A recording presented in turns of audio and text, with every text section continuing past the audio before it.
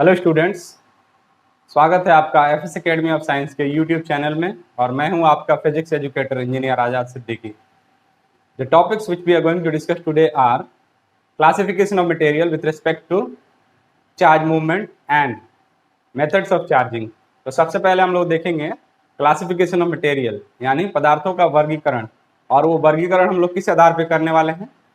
तो चार्ज के मूवमेंट के हिसाब से, चार्ज कैसे मूव करेगा मटेरियल में, उस हिसाब से हम लोग क्लासिफिकेशन करने वाले हैं। और उसके बाद हम लोग देखेंगे process of charging. So in classification of material the first classification we have is conductor. इसके और भी क्लासिफिकेशन है, जैसे कंडक्टर, इंसुलेटर। अभी जो नई कैटेगरी आई है वो है सेमीकंडक्टर, और जिस पे रिसर्च चल रहा है अभी, जिसमें अभी रिसर्च होना बाकी है, जिसका प्रैक्टिकल यूज अभी नहीं है, वो है सुपर कंडक्टर्स। तो पहले हम लोग कंडक्टर्स के डेफिनेशन लिखेंगे, उसके बाद मैं एक एक करके एक्सप्लेन करूंगा। पहली कैटेगरी मैंने यहाँ पे कंडक्टर्स, इसका डेफिनेशन लिखा है मैंने। The materials which allow charges to move through it are called conductors. यानी वो पदार्थ जिनमें आवेशों का प्रवाह आसानी से होता है, उसे हम लोग चालक कहते हैं, है ना। एग्जाम्पल इसका मेटल्स, ऑलमोस्ट मेटल्स इसके एग्जाम्पल्स हैं, कंडक्टर्स होते हैं मेटल्स। दूसरा इलेक्ट्रोलाइट्स। इलेक्ट्रोलाइट्स क्या होते हैं? A solution of copper sulfate, a solution of HCl where H is positive and Cl is negative. So ये भी कंडक्टर्स होते हैं। टैप वाटर, टैप वाटर भी कंडक्टर होता है। Tap water is mixed with certain salts. इसमें sodium chloride हो सकता है, फेरस क्लोराइड हो सकता है, मैग्नीशियम क्लोराइड हो सकता है। और सॉल्ट में क्या होता है? इलेक्ट्रोलाइट। तो टैप वाटर भी आपका कंडक्टर है। ह्यूमन बॉडी, ह्यूमन बॉडी में क्या होता है? ब्लड, स्वेट, और ये सब कंबाइंड होते हैं किससे? सॉल्ट से। और सॉल्ट के पास क्या होता है? इलेक्ट्रोलाइट। इसलिए ये भी ह्यूमन बॉडी भी क्या है? कंडक्टर। इस तरह एनिमल्स, ये भी कंडक्टर हैं, etcetera. So these are the examples of conductors. इसकी जो दूसरी कैटेगरी है, एक चीज, कंडक्टर बेटर कंडक्टर कैसे होगा? जब इसके पास कंडक्टिविटी ज्यादा होगी। More the conductivity better conductivity is, यानी अगर इसके पास कंडक्टिविटी मटेरियल की ज्यादा है तो वो बेटर कंडक्टर होगा। नेक्स्ट कैटेगरी आते हैं हम लोग इंसुलेटर। इंसुलेटर्स को बोलते हैं हम लोग विद्युत रोधी या अचालक। इसकी डेफिनेशन मैंने लिखी है, those materials which do not allow charges to move through it are insulators. वैसे पदार्थ जिनमें आवेशों का प्रवाह आसानी से नहीं होता है, या जो अलाउ नहीं करते हैं आवेशों को अपने अंदर से प्रवाहित होने को, उसको हम लोग क्या बोलते हैं? विद्युत रोधी बोलते हैं। इसका एग्जाम्पल क्या है? Non metals, plastics, gases, like air भी इंसुलेटर है। Pure water is also insulator. Porcelain, चीनी मिट्टी, चीनी मिट्टी भी इंसुलेटर्स हैं। So these are the examples of insulators. अब अगर चार्ज मुझे फ्लो कराना है तो क्या सिर्फ कंडक्टर से चार्ज फ्लो हो जाएगा मेरा? जैसे मैं यहाँ सिवान में हूँ और मुझे पटना इलेक्ट्रिसिटी भेजनी है वायर के जरिए, क्योंकि यहाँ से पटना का डिस्टेंस बहुत ज़्यादा है, इसलिए मुझे बीच में पोल इरेक्ट करना होगा वायर्स को सपोर्ट के लिए। सो मैंने बीच में ये पोल इरेक्ट किया। ये पावर हाउस है, पावर हाउस से मैं वायर यहाँ पे कनेक्ट कर दूं, फिर ये वायर दूसरे पोल में, फिर तीसरे पोल में। क्या ये पटना पहुंच जाएगा? या दूसरे सिटी जहां हम भेजना चाह रहे हैं, क्या ये पहुंच जाएगा? बिल्कुल नहीं। ये यहाँ से चार्जेज इसके थ्रू जाके और सीधा अर्थिंग में चले जाएगा, अर्थ में अर्थिंग हो जाएगा यहाँ पे। यानी ये चार्ज यहाँ से जाएगा सीधा इधर, जहां भेजना चाह रहे हैं वहां नहीं जाएगा। So to avoid this situation what we do, यहाँ पे हम डायरेक्ट कनेक्ट नहीं करते हैं, यहाँ पे हम एक इंसुलेटर लगा देते हैं। ये पोल है, यहाँ पे हम एक इंसुलेटर लगा देते हैं और यहाँ पे वायर कनेक्ट करते हैं, इंसुलेटर टू इंसुलेटर। और इस तरह से इंसुलेटर की क्या स्पेशलिटी है? ये करंट को फ्लो नहीं होने देता है अपने अंदर से। तो इंसुलेटर टू इंसुलेटर जाएगा, तो इस तरह से हम जहाँ भेजना चाह रहे हैं वहां पे हमारी इलेक्ट्रिसिटी पहुंच जाएगी। और ये डायरेक्ट यहाँ पे कनेक्ट कर रहे थे तो अर्थ में जा रही थी। सो चार्ज को फ्लो कराने के लिए हमको कंडक्टर की जरूरत है, लेकिन फ्लो होके कहीं बाहर न जाए उसके लिए हमें इंसुलेटर की जरूरत है। जैसे हम एक रूम से दूसरे रूम में अगर चार्जेस को ले जाना चाह रहे हैं, इलेक्ट्रिसिटी ले जाना चाह रहे हैं, तो मेटल से लेके जाएंगे, उसके ऊपर आप देखते हैं घर में प्लास्टिक रैप किया हुआ रहता है, प्लास्टिक लपेटा हुआ रहता है।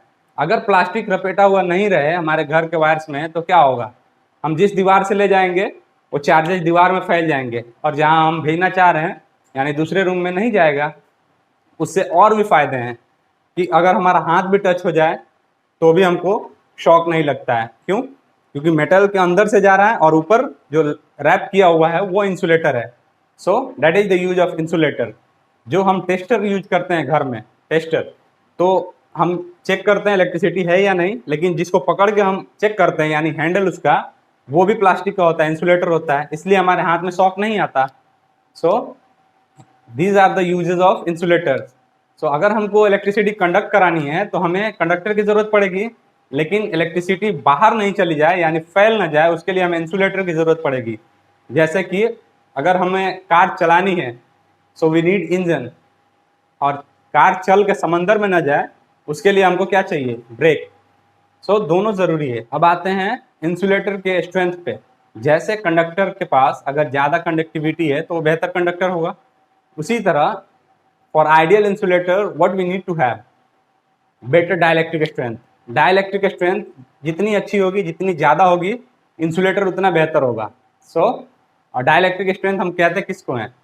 So dielectric strength of an insulator is the maximum electric field that it can withstand before breaking it and being a conductor। यानी ये मैक्सिमम इलेक्ट्रिक फील्ड है जो ये टूटने से पहले बर्दाश्त कर सकता है, यानी टूट जाएगा तो कंडक्टर हो जाएगा।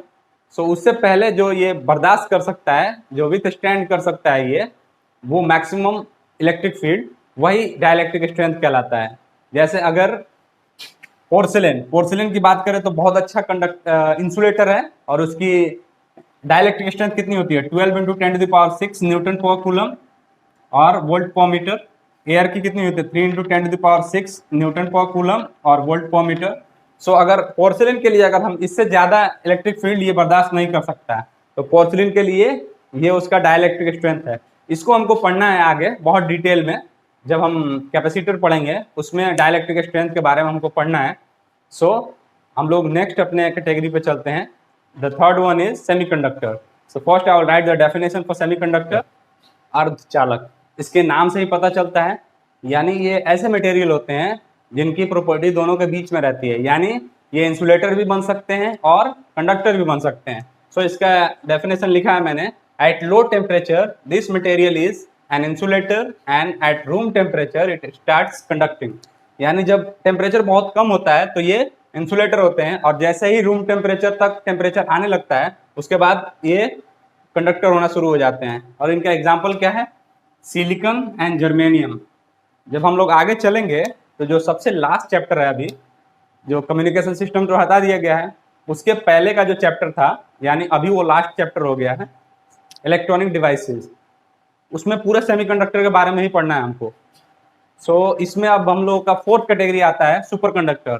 सो first I will write the definition of super conductor and then I will explain that.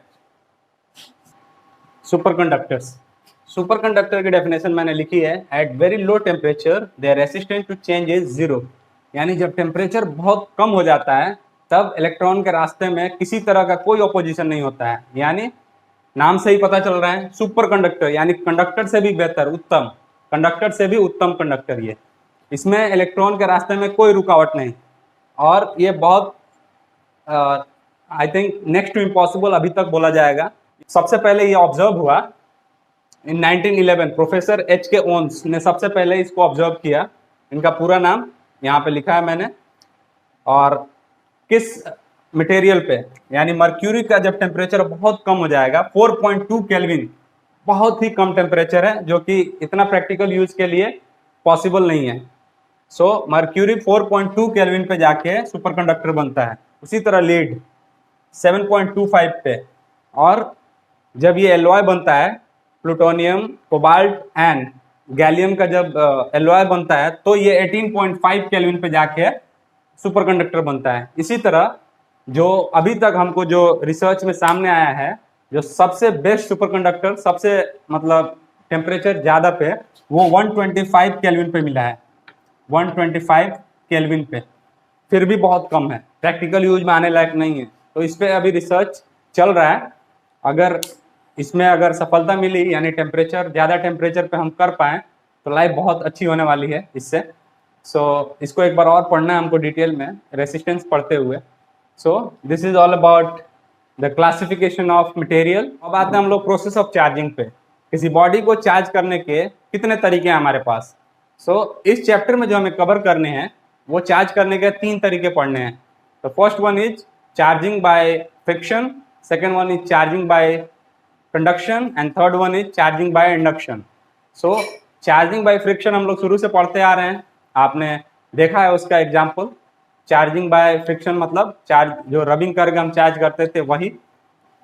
किसी बॉडी को चार्ज करने के 3 तरीके हैं हमारे पास इस चैप्टर में जो पढ़ने हैं हमें। First one is charging by friction, charging by conduction and third one is charging by induction, यानी घर्षण द्वारा आवेशन, चालन द्वारा और प्रेरण द्वारा आवेशन। द फर्स्ट वन हम लोग पहले से शुरू से पढ़ते आ रहे हैं। जैसे कि हमने ग्लास रॉड को सिल्क के साथ रब किया था तो ग्लास रॉड पे पॉजिटिव आया था और सिल्क पे निगेटिव आया था। उसी तरह हमने प्लास्टिक को अगर सिल्क के साथ रब किया था तो प्लास्टिक रॉड पे निगेटिव आया था और सिल्क पे पॉजिटिव आया था। यानी एक बॉडी निगेटिवली चार्ज और दूसरी बॉडी पॉजिटिवली चार्ज हो जाती है जब हम रब करते हैं। That is charging by friction. इसमें एक क्वेश्चन है कि अगर मैं एक आयरन रॉड को लूं और सिल्क के साथ रब करूं तो इस पर कोई चार्ज नहीं आता है, ऐसा क्यों होता है? तो ऐसा इसलिए होता है कि जो इस पर रब करने से चार्ज आएगा हमारे हाथ में टच होने की वजह से, हमारा बॉडी चूंकि कंडक्टर है इसलिए जो भी इस पर चार्ज आएगा हमारा बॉडी इसको न्यूट्रलाइज कर देगा। यही रीज़न है कि अगर हम आयरन रॉड को सिल्क पे रब करें तो सिल्क पे आयरन रॉड पे कोई चार्ज नहीं आएगा। So this is charging by friction. Second one we will see charging by conduction. ये क्या होता है? डायरेक्ट कॉन्टेक्ट से। ये बहुत ही आसान तरीका है। ये मान लीजिए ये एक कंडक्टिंग बॉडी है न्यूट्रल, यानी न्यूट्रल मतलब number of electron equal to number of proton. इस बॉडी के पास जितने पॉजिटिव चार्ज हैं उतने ही निगेटिव चार्ज हैं और इसको हमने एक इंसुलेटिंग स्टैंड पर रखा है, यानी ये जो स्टैंड है ये विद्युत रोधी है। ठीक है, अगर इसको मुझे पॉजिटिवली चार्ज करना है तो मैं क्या करूँगा, एक ग्लास रॉड लीजिए और उसको सिल्क से रब कीजिए। अगर सिल्क और ग्लास रॉड को रब करेंगे तो जो ग्लास रॉड पे चार्ज आएगा वो पॉजिटिव होगा। ग्लास रॉड को रब करके टच करा दीजिए, इसमें पॉजिटिव आ जाएगा इस पे ग्लास रॉड पे। अगर हम सिल्क के साथ इसको रब करें ग्लास रॉड को तो इस पे पॉजिटिव आ जाएगा। अब जैसे ही दोनों टच होंगे, क्योंकि ये न्यूट्रल है और ये पॉजिटिवली चार्ज है, तो इलेक्ट्रॉन यहाँ से कुछ इलेक्ट्रॉन इसमें चले जाएंगे और जैसे ही कुछ इलेक्ट्रॉन इसमें चले जाएंगे इस पे ज्यादा चार्ज कौन सा हो जाएगा? पॉजिटिव। तो ये बॉडी अब क्या हो जाएगी?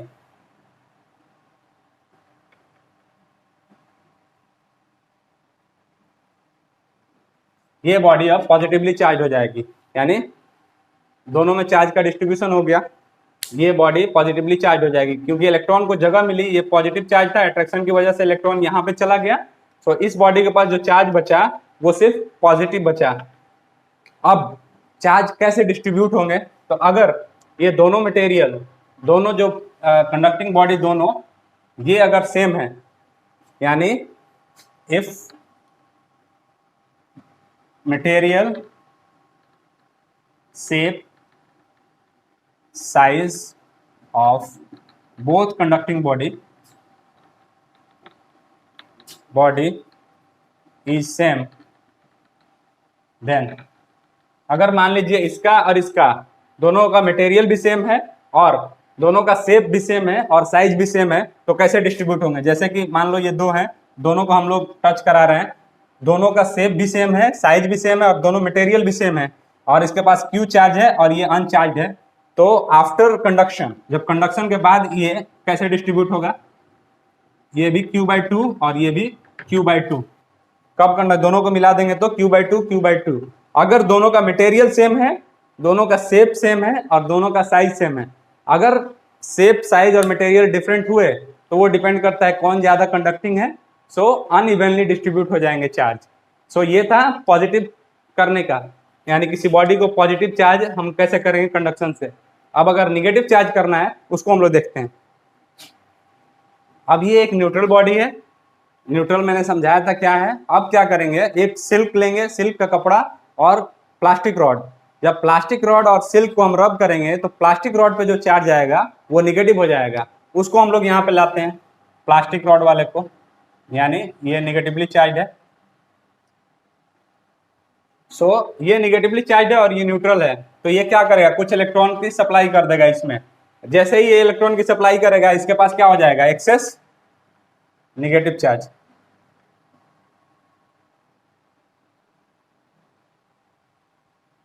ये इसके पास एक्सेस निगेटिव चार्ज हो जाएगा और ये बॉडी निगेटिवली चार्ज हो जाएगी। सो ये बहुत ही आसान तरीका था चार्जिंग बाय कंडक्शन का।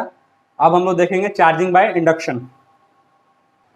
सो चार्जिंग बाय इंडक्शन यानी किसी बॉडी इंडक्शन से हम कैसे चार्ज करेंगे। मान लीजिए ये हमारे पास न्यूट्रल बॉडी है, ये जितने इलेक्ट्रॉन उतने प्रोटॉन, यानी जितनी पॉजिटिव उतनी निगेटिव। इस बॉडी को अगर मुझे पॉजिटिवली चार्ज करना है, सो मैं एक निगेटिवली चार्ज रॉड लाऊंगा, यानी सिल्क के साथ प्लास्टिक को रब कीजिए, प्लास्टिक में क्या आ गया, निगेटिवली चार्ज। सो उस निगेटिवली चार्ज को हम यहाँ लाएंगे, टच नहीं कराएंगे, दूर रखेंगे। सो ये निगेटिव क्या करेगा, ये निगेटिव को रिपेल कर देगा, यहाँ पे ये रिपल्सन होगा निगेटिव और निगेटिव का। सो ये निगेटिव की वजह से ये निगेटिव यहाँ से रिपेल हो जाएंगे। ये एंड बी और एंड ए है और ये एंड बी है। सो इस निगेटिव की वजह से ये निगेटिव रिपेल हो जाएंगे, यानी इस निगेटिव की वजह से ये एंड बी पे चला गया निगेटिव और एंड ए पे रह गया पॉजिटिव। सो ये पॉजिटिव चार्जेस हैं, ये क्या है, बाउंड चार्जेस, यानी पॉजिटिव जो होता है वो कहीं नहीं जाने वाला है, ये बाउंड हो गया, ठीक है। और निगेटिव ये फ्री चार्जेस हो गए, फ्री टू मूव। लेकिन जैसे ही हम इसको हटाएंगे ये फिर से न्यूट्रल हो जाएगा, यानी अभी चार्ज नहीं हुआ, अभी सिर्फ पोलराइज हुआ, एक एक तरफ हुआ, डिफ्रेंशिएट हुआ सिर्फ। अभी एक तरफ बाउंड चार्जेज और एक तरफ फ्री चार्जेज। अब हम इसको क्या करते हैं, अगले स्टेप में इसको अर्थ के साथ एक कंडक्टिंग वायर से कनेक्ट करते हैं। जैसे ही हम अर्थ के साथ कनेक्ट करेंगे, अर्थ क्या है, ओशियन ऑफ इलेक्ट्रॉन्स, जितना इलेक्ट्रॉन चाहिए ले लो या वो एक्सेप्ट कर लेगा। सो यहाँ पे जैसे ही हम कनेक्ट करेंगे ये क्या करेगा, इस इलेक्ट्रॉन को एक्सेप्ट कर लेगा। अब क्या कीजिए, दोनों कनेक्शन हटा दीजिए, इसको हटा दीजिए और इसको भी हटा दीजिए, बॉडी हमारी क्या बची, positively charge. So this is the process of charging a body by induction. ये पॉजिटिवली चार्ज करने का तरीका था। Now will see how to charge a body by induction, और वो चार्ज निगेटिवली कैसे करेंगे हम लोग वो देखते हैं। इस केस में ये न्यूट्रल बॉडी है, ये मैंने एक इंसुलेटिंग स्टैंड पर रखा है इसको। सो ये न्यूट्रल बॉडी है, यानी number of electrons and number of protons are same. So इस केस में हम क्या करते हैं, ग्लास रॉड को सिल्क के साथ रब करते हैं और उसको लेके आते हैं, यानी पॉजिटिवली चार्ज एक रॉड लेके आते हैं और इससे टच नहीं कराते हैं, इससे दूर रखते हैं। तो ये पॉजिटिव के कारण ये पॉजिटिव को रिपेल कर दिया, तो यहाँ पे ये पॉजिटिव के कारण ये पॉजिटिव रिपेल होकर एंड बी पे आ गए और एंड ए पे निगेटिव चार्ज। सो पॉजिटिव तो कहीं जाता नहीं है, और यहाँ पे यूं तो ये फ्री टू मूव है, बट यहाँ पे ये बाउंड चार्जेस हो जाएंगे इलेक्ट्रॉन्स, यहाँ पे निगेटिव चार्जेस बाउंड चार्जेस हो जाएंगे। क्यों, अट्रैक्टेड बाय पॉजिटिव रॉड। इस रॉड से जो अट्रैक्शन लग रहा है, अट्रैक्शन की वजह से ये बाउंड चार्जेस हो गए। हालांकि मूव यही कर सकते हैं, ये तो मूव करता नहीं है पॉजिटिव, बट यहाँ पे इस केस में चूंकि ये अट्रैक्ट हो रहे हैं पॉजिटिव रॉड के वजह से, सो ये यहाँ पे बाउंड चार्जेस हो गए। अब यहाँ पे क्या करते हैं, हम अर्थिंग करते हैं। जैसे ही अर्थिंग करेंगे हम, तो क्या होगा, ये कुछ इलेक्ट्रॉन सप्लाई करके इनको न्यूट्रलाइज कर देगा, इनको ये पॉजिटिव जो चार्जेज हैं इनको न्यूट्रलाइज कर देगा। अब इस बॉडी में क्या बचा, एक ही साथ दोनों कनेक्शन हटा दीजिए, ये भी हटा दीजिए और ये अर्थिंग खत्म कीजिए। यहाँ भी अर्थिंग हमने कंडक्टिंग वायर से किया। सो जैसे ही कंडक्टिंग वायर से किया, ये इलेक्ट्रॉन सप्लाई किया और इन पॉजिटिव चार्जेस को न्यूट्रलाइज कर दिया। सो दोनों हटा लीजिए, ये और ये, फिर हमारे पास क्या बचा, that's how we get negatively charge body. So this is all about induction. I hope आपको ये वीडियो समझ में आया होगा। अभी तक आपने मेरे चैनल को सब्सक्राइब नहीं किया है, please do subscribe and don't forget to press the bell icon so that you get all the notifications of my upcoming videos. Thank you. See you again in next video lecture.